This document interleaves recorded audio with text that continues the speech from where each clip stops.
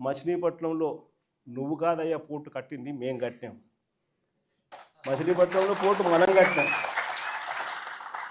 మన హయాంలోనే మనం భూములు తీసుకుంటాం, మన హయాంలోనే మనము అనుమతులు తీసుకొచ్చినాం, మన హయాంలోనే మనం ఫైనాన్షియల్ క్లోజర్ చేసినాం, మన హయాంలోనే మనం బ్యాంకులతో నీట్గా టైఅప్ కూడా చేసి స్టార్ట్ చేసి 30-40% వర్కులు కూడా పూర్తి చేసినాం మన హయాంలోనే.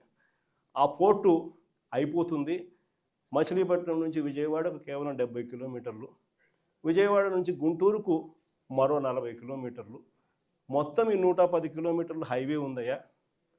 విజయవాడలో ఇంటర్నేషనల్ ఎయిర్పోర్ట్ ఉంది, మచిలీపట్నంలో పోర్ట్ వస్తూ ఉంది. ఈ హైవేకి అటు ఇటుగా ఎక్కడ నువ్వు ఆ బిల్డింగులు ఇక్కడ కడితే దీన్నే మచిలీపట్నంలో నుంచి మా, విజయవాడలో నుంచి విఐ, గుంటూరులో నుంచి గన్ను, మావిగన్ అని చెప్పి ఈ 110 కిలోమీటర్లు ఈ ఎకనామిక్ కారిడార్ కింద, క్యాపిటల్ కారిడార్ కింద డిక్లేర్ చేసి ఆ కట్టే బిల్డింగ్లు ఆడ కట్టుకోకుండా ఇక్కడ కట్టయ్యా. 2 లక్షల కోట్లలో నువ్వు పెట్టే అమౌంట్లో 10% ఇక్కడ పెడితే చాలయ్యా. ఆ రోడ్ల కనెక్టివిటీని కొంచెం ఇంప్రూవ్ చేస్తే చాలు, బ్రహ్మాండమైన రాజధాని ఇక్కడే తయారవుతుంది. డే 1 నుంచే రాజధాని వస్తుంది, ఒక గ్రోత్ ఇంజిన్ తయారవుతుంది.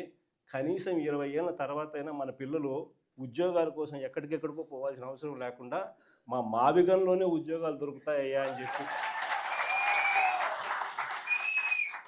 అని చిలకకి చెప్పినట్టు చెప్పినా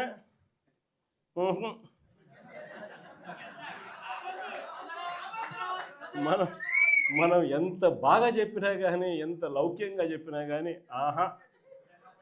ఎందుకు ఆహా, ఎందుకు వద్దు? కారణం ఆడ 2 లక్షల కోట్లు వర్కులు, మొబిలైజేషన్ అడ్వాన్స్ 10%, అందులో 8% తీసుకోవడం. సో ఈ ఆదాయాలు అనేటివి ఉండవు కదా మావిగన్ అంటే, కాబట్టి వద్దు. దాంట్లో కాంట్రాక్టర్లు ఎవడు అంటే ఒకడు ఈనాడు వియంకుడు, ఇంకొకడు బలుసు శ్రీనివాసులు, ఇంకో బినామీ, అంతా ఇల్లే దోచుకోవడం, పంచుకోవడం, తినుకోవడం. అందుకని ఆహా, జగన్ ఏం చెప్పినా ఆహా.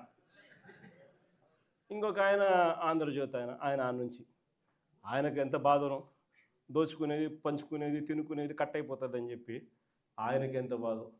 వైఎస్ఆర్సీపీ శ్రేణులందరి మీద అన్యాయమైన మాటలు, దుర్మార్గమైన మాటలు మాట్లాడతారు. అసలు నిజం చెప్పాలంటే నేను ఇదే రాధాకృష్ణకి చెప్తా ఉండా, నువ్వు అన్న మాటలు రేపొద్దున మా ప్రభుత్వం వచ్చినాక